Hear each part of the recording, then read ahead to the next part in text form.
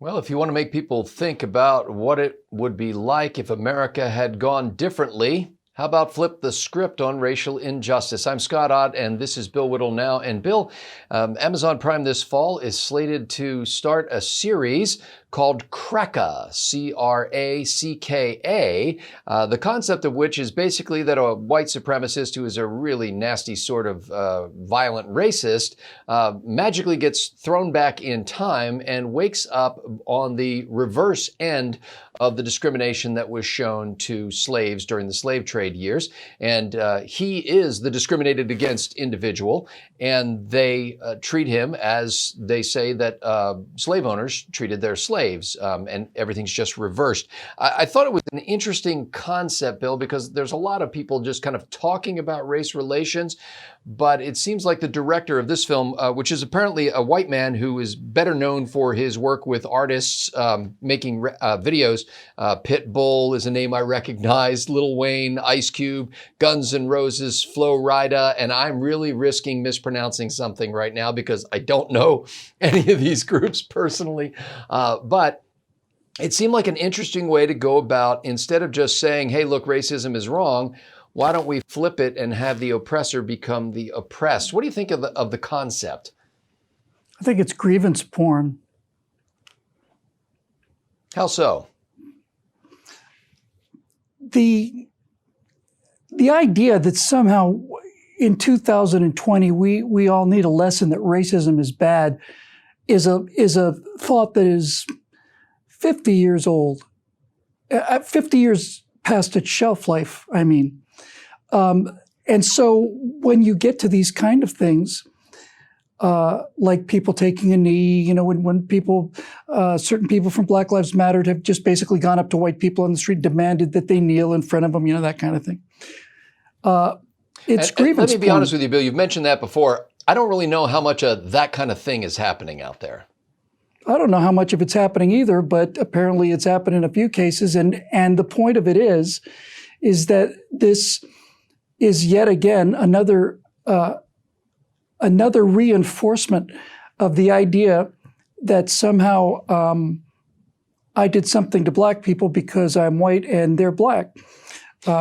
Well, it doesn't seem like you're the target of this, Bill. We're talking about violent, racist, white supremacists, the kind of people that would do violent acts against black people. Who will be tuning in by the millions all around the world. This is why it's grievance porn. Do they actually think that this is going to change somebody's mind, that some actual racist out there, and there's not too many of them left, will suddenly see the show and go, my God, I hadn't realized slavery's bad. I thought it was fine because I hated black people, but now that I see that I'm a white guy as being a slave, jeepers. Wow, it's time for me to change my entire worldview. This is why it's grievance porn. It's not to change the minds of racists. It's not to do anything like that. It's to virtue signal that this guy is down with the movement, and I don't have any sympathy for any kind of things that are certainly not any kind of artwork that is predicated upon not even lecturing. It's not even didactic, which is a word I learned in college. It's not teaching anything because the very few people left who need to see this kind of thing aren't going to watch it. It's just plain stroking themselves in front of their rich, white, limousine, liberal friends. And to me, it's just lazy and easy. Now, there's a trailer out for Cracka right now that you can see on YouTube, I suppose. And the show, if everything goes as planned, is supposed to debut in the fall, and you'll be able to see it on Amazon Prime and other streaming services. But the people who have produced this thing want to be careful to say that the trailer may not be representative of the entire movie. And frankly, I watched the trailer. The trailer mostly focuses on kind of that idea of flipping the brutality. But this is a quote that was from a story, and it seems, although they're unclear in this story, and I should give credit to our friends over at allhiphop.com that had the story that I first read. And this seems to be coming from the producers of the movie. It said they're saying that the cast isn't simply black people perpetrating the same sick injustices as their historical counterparts. And then the quote is this: Cracka doesn't just tackle racism, it confronts it in a way that you can't possibly imagine.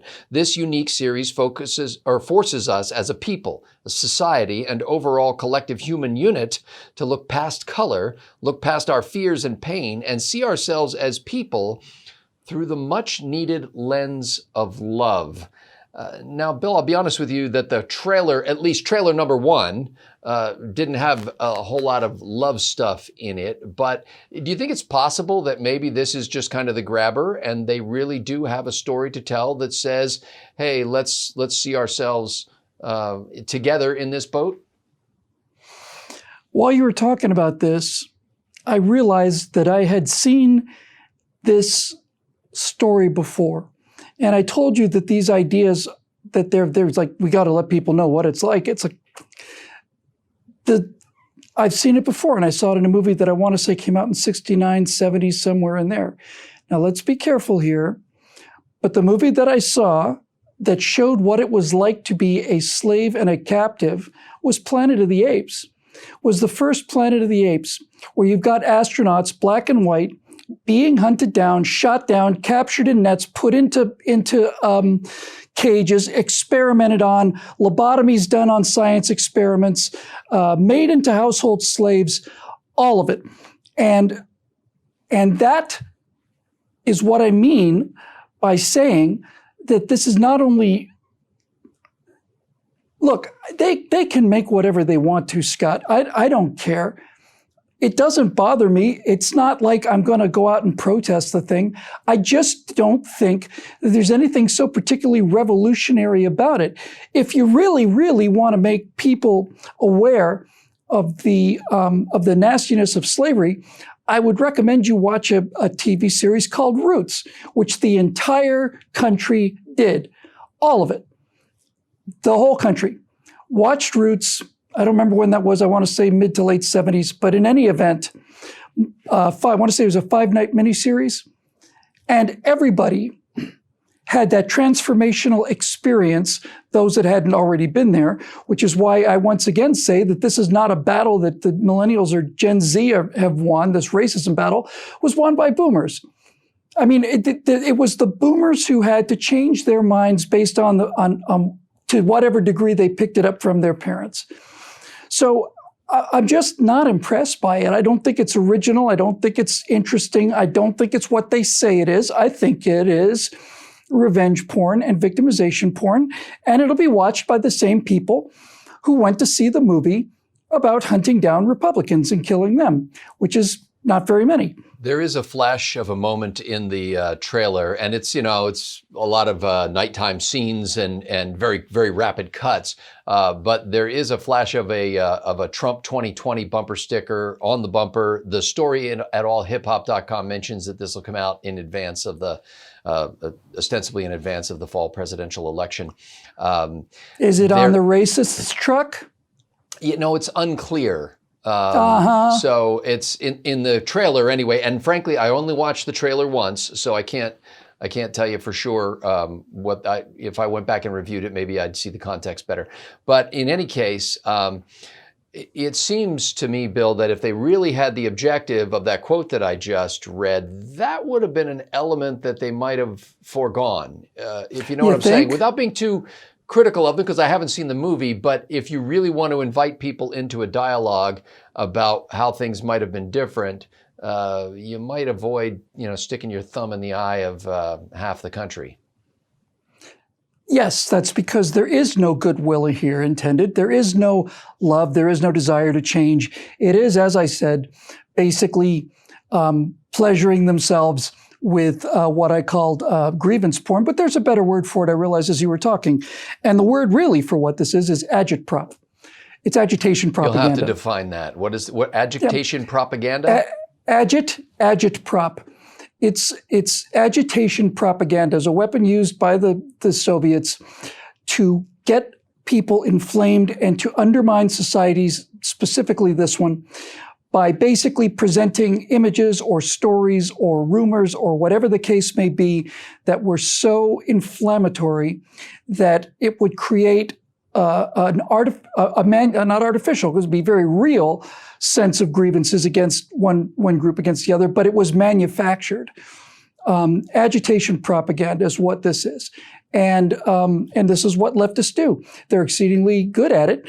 The good news is that they no longer own total access to the information. If this had happened in the late 70s, early 80s, they would have turned this into a 5-part miniseries on ABC, and 60 million people would have watched it. But now, I think literally hundreds are going to tune into the series, and the ones that do are going to be the same people that tune into things like The Handmaid's Tale, which is a cautionary tale about how women are so badly subjected to sexism here in America. There are people who like to watch The Handmaid's Tale because it tells them that their fears are just around the corner, and it reinforces the enemy as these conservatives who really just want women to do nothing but have babies and go milk the cow. And so there is an audience for this kind of thing, and when you continue to promote stuff like this, you are continuing to drive a wedge into the heart of America, drive a wedge into the heart of it, put salt on the wound where we were most tender and which we had almost healed. This is the part that is so heartbreaking for me. Isn't this the very nature of art, though? It sounds like you're just railing against the very idea of getting people to think about subjects by going over the top with a concept so that it kind of rocks people out of their day-to-day life and says, whoa, wait a minute, that's a different kind of thing. Isn't this just what art is about? Yeah, it's definitely what art is about, and this is art, and it's bad art. It's lazy, it's stupid, it's outdated, and it's mean-spirited. Bad art. Well, we will provide a link to the trailer for this in the description below so that people can make up their own minds. We are grateful to the members of BillWhittle.com who make it possible for us to have these conversations about things of deep significance and things in the world of entertainment. But in any case, we come to this from a perspective of enduring principles that help us to evaluate the facts that we see on the ground. And the people at BillWhittle.com, who we call members, are making it possible for us to do that. If you've not yet become a member at BillWhittle.com, you can go to BillWhittle.com and click that big green Become a Member button, and you'll find that it's a whole new website once you're logged in as a member, and I think you're going to enjoy the fellowship of the people who are there. For Bill Whittle, I'm Scott Ott. Thanks for watching.